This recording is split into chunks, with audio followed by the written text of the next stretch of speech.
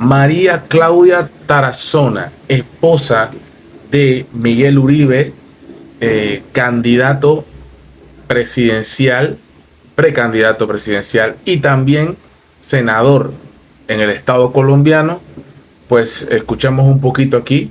Mientras el país intenta entender el caos, la esposa de Miguel Uribe solo espera una cosa. Vuelve a mí, le escribió en un mensaje que compartió en redes sociales. Porque lo que sucedió no solo fue un atentado contra un precandidato presidencial, fue un golpe al corazón de una familia.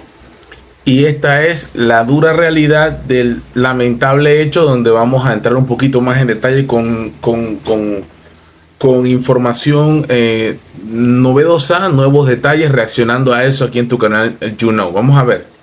¿Qué fue lo que realmente pasó en el atentado al precandidato presidencial Miguel Uribe? Varios videos tomados en el momento del crimen han revelado nuevos detalles. Este es el último video que se ha conocido del atacante. Muestra el momento en el que va llegando al lugar y lentamente se va acercando al precandidato. Ahí vemos, esperando que Uribe se descuidara. Que Uribe esté de espaldas y dispara 3 veces en medio del evento. Ahí vemos el momento y usted puede ver el momento, ya lo que pasó después, ya todos sabemos lo que pasó. Las autoridades tienen en su poder estas imágenes de las cámaras de seguridad del sector, en el que quedó grabado el momento exacto en el que el sicario, de apenas 14 años, sale corriendo tras el ataque. Un menor de edad. Es herido y capturado metros más adelante por ciudadanos y por miembros del equipo de seguridad de Miguel Uribe. Mientras gritaba que daría los nombres y los números de los otros responsables. Nombres y números de los demás, que tienen que, porque él solo no, solamente él fue a hacer una misión. Dale los números. Pero ¿quién fue que no mandó, Matías? Pero ¿quién no mandó, chico? Pero déjeme darle los números. Otros videos grabados con celular por los asistentes también estarían revelando posibles pistas sobre lo que ocurrió la tarde del 7 de junio. Este, por ejemplo, fue registrado minutos antes del ataque. Se ve al sicario aparentemente hablando con esta mujer que fue identificada. De hecho, la mujer ya se presentó de forma voluntaria ante la fiscalía acompañada de su abogado. Declaró no tener ningún vínculo con el atentado.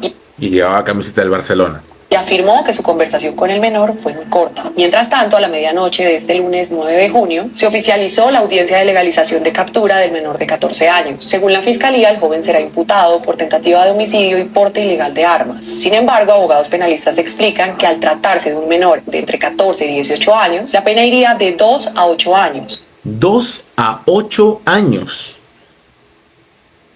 Y por ahí ya me comentan que por esas razones es que siempre para este tipo de encargos contratan a menores de edad. Como la conducta es de suma gravedad, es decir, un homicidio, la pena que se le puede imponer va de los 2 a los 8 años de prisión. Sin embargo, para su requisición deben observarse unas reglas especiales, no puede estar en el mismo lugar con los adultos. Es decir, como es menor, va a tener que estar recluido en un lugar donde solamente hay menores de edad. La policía ha dicho que sigue buscando el celular del joven. Según el último reporte, en la escena no tenía ningún dispositivo. La fiscal Luz Adriana Camargo confirmó que el arma usada en el atentado contra Miguel Uribe se compró en Arizona, en Estados Unidos, y de forma legal. Se compró en Arizona.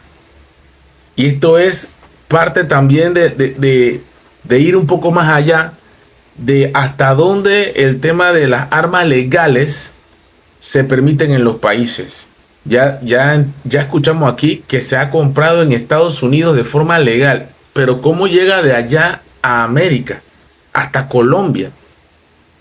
¿Verdad? Y para el uso que se le ha dado, o sea, un arma que llega de forma legal, ¿cómo llegó a las manos de este muchacho? Estas son las cosas que hay que ver, ¿no? Olvídate, no te olvides de la víctima, ni te olvides del agresor, pero ir más atrás, detrás de lo que hay sobre este muchacho, que solamente es el eslabón final, porque no es el que organizó esto.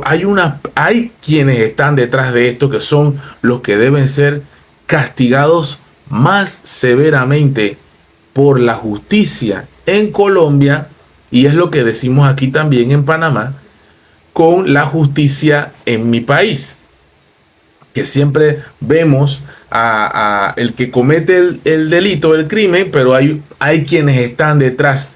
Un caso de corrupción, por ejemplo, el caso de las vigas H en Panamá, desaparecidas más de 600 vigas H, 300, 600, un número, ahora se me escapa el número, Pero al desaparecer esta cantidad de vigas H, ¿quiénes son los que están detrás de todo esto? No, agarran el camionero, al celador, a algún taller que recibió la viga. Pero ¿quiénes están realmente detrás de esto? Esos son los que deberían pagar. Por eso aquí hay gente que estaba detrás que no quería que Miguel Uribe corriera para candidato. Eso es lo que hay que ver. Y están investigando cómo entró al país y si estuvo involucrada en otros hechos. Ya hay varias líneas de investigación abiertas para determinar si detrás del atentado hubo actores intelectuales o incluso una red criminal más grande. La Fiscalía analiza cámaras, testimonios y ahora, recientemente, las amenazas que se han conocido contra miembros del gobierno en medio de la dolorosa coyuntura que vive el país. ¿Qué opinas? Te leo en los comentarios. Bueno, este fue el reporte de Revista Semana en Colombia, en donde hay un comentario, por ejemplo, que dice: mataron a mi hermano frente a mi casa y por ser un menor de edad salieron libres a los 21 años. Por eso usan a los menores. Por la manera como toma el arma y apunta, bastante experiencia tiene este tipo. Ese no es ningún pobre niño, pero nadie está diciendo que es pobre niño. Además, yo podría decir, para agregar aquí, que deberían haber penas más severas y que deberían ser, porque esto es mucha frialdad también para hacer algo así. Y para algo como esto debería ser, pienso yo, en mi país también debería mejorar mucho las legislaciones en los demás países del mundo, pero ya te van a salir los derechos humanos y los derechos humanos de la víctima, ¿qué? Ya lo decía bien Bukele, cuando todo lo que hacen las pandillas y las bandas allá en El Salvador y todo lo que le ha costado, popularmente hablando, como el presidente más aceptado y querido en Colombia, en El Salvador y en Colombia y en toda parte del mundo. Pero entonces, ¿a costa de qué? De que le digan dictador, de que le digan tirano, de que le digan de todo a Bukele, pero Bukele bastante razón que tenía, donde hay que hacer que estas cosas, estas extorsiones, este sicariato, todas estas cosas sean eliminadas de una buena vez por todas. Y que deje bien claro que el crimen no paga, porque aquí está demostrando que a los máximo 8 años saldrá como si nada hubiera pasado. Y mira el daño que le hace al país, porque probablemente pudo haber sido un candidato con muchas aspiraciones y posibilidades. Se debate entre la vida y la muerte, una situación lamentable y preocupante que ocurre en Colombia, pero no nos vayamos muy lejos, que aquí en Panamá no escapa la cosa. You know,